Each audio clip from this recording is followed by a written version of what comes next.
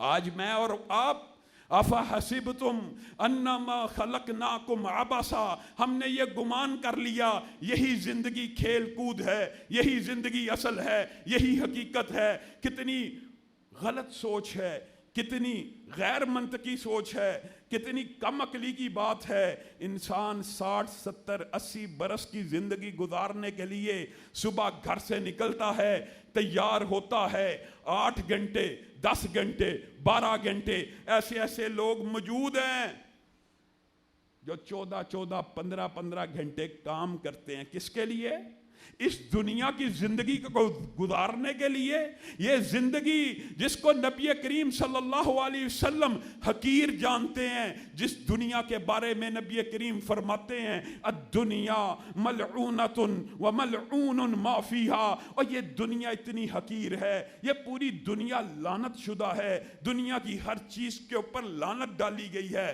لیکن ہاں، تعلیم دینے والا، دین کی تبلیغ کرنے والا، اس پہ لعنت نہیں، دین پہ عمل کرنے والا، دین کا طالب علم، اس پہ لعنت نہیں، اللہ کے ذکر پہ لعنت نہیں۔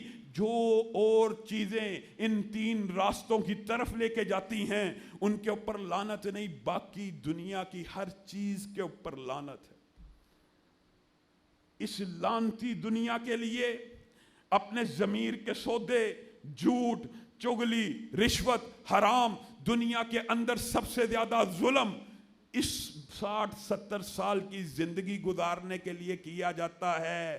60 70 برس کی زندگی کو گزارنے کے لیے ہم بھائی کی جیب کاٹتے ہیں، بھائی کو لوٹتے ہیں، بھائی سے دغا کرتے ہیں، حرام کھاتے ہیں، حرام کماتے ہیں۔ زندگی کتنی مل جائے گی؟ 70 برس نہیں تو 100 برس۔ آپ کو میں ایک حیران کن قرآن پاک کی آیت بتلاؤں۔ ایک بندہ جس کو کل قیامت کے دن سب سے لمبی زندگی ملی ہوگی، کتنے برس؟ تاریخ کے اندر آتا ہے سب سے لمبی عمر کا انسان 1400، بعض روایات میں 1600، بعض روایات میں 1650 برس۔ 1650 برس کا انسان کل قیامت کے دن جب رب کے سامنے کھڑا ہوگا، فرشتے اس سے پوچھیں گے کم لبستم، کتنا عرصہ زندہ رہے ہو؟ کیا کہے گا؟ لبسنا یومن او بعض یوم۔ لوگوں 70 برس نہیں، 60 برس نہیں، 100 برس نہیں، 1600 برس اس دنیا میں زندہ رہنے والا جب اس کی آنکھوں کے سامنے پردہ کھل جائے گا، ایک دن کی طوالت دیکھے گا، جب عقل میں ٹھکانے آ جائے گی، جب فلسفے اور منطق کی ساری دیواریں گر جائیں گی، جب اس کو پتہ لگ جائے گا اف، اب تو ارب سال، اب تو کھرب سال، اب تو 10 کھرب برس، اب تو زندگی ختم ہی نہیں ہونی۔ ایسی حقیقت ہے، ایسی خوفناک حقیقت ہے، ایسا دھچکا ہے، ایسا لمحہ ہے کہ بڑے سے بڑا ظالم بھی جب اس دنیا میں قدم رکھنے لگتا ہے، اللہ پہ ایمان لانے کی کوشش کرتا ہے۔ وہ فرعون جو 400 برس تک بچوں کو قتل کرتا رہا، بیٹیوں کو قتل کرتا رہا، پردے اٹھنے لگے، کہا موسیٰ اور ہارون کے رب پہ ایمان لے کے آتا ہوں۔ اللہ نے کہا الآن وقد عصیت، 400 برس ظلم کرنے کے بعد اب حالت نزا میں پردوں کے اٹھنے کے بعد ایمان لانے کی کوشش کرتا ہے۔ لوگوں سچے دل سے ایک بات بتلاؤں، دنیا کا جتنا مرضی بڑا فاسق ہو، فاجر ہو، ظالم ہو، اللہ کی قسم صرف اس کو 2 دفعہ زندگی مل جائے، اس طرح کہ ایک لمحے کے لیے اس زندگی کا ادراک و شعور ہو جائے، پھر اس کو یہ دنیا مل جائے، کبھی سجدے سے اپنے سر کو نہ اٹھائے۔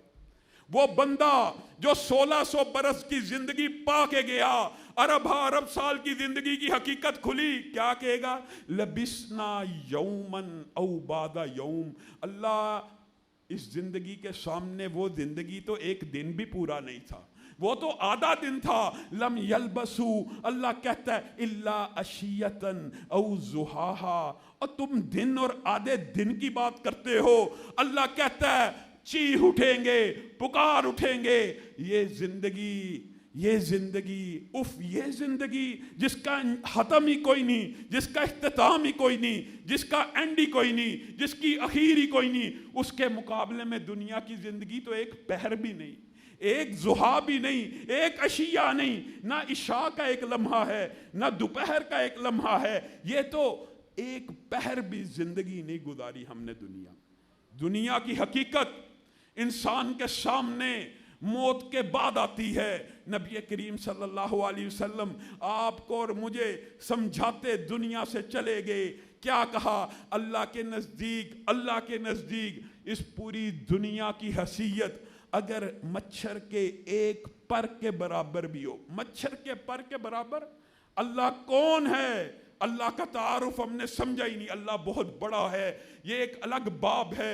رب کہاں پہ ہے؟ اپنے عرش پہ ہے. عرش کتنا بڑا ہے، کرسی کتنی بڑی ہے، آسمان کتنے بڑے ہیں، یہ ایک لمبا چوڑا موضوع ہے. لیکن اس رب کے سامنے مچھر کا ایک پر کیا حیثیت رکھتا ہوگا.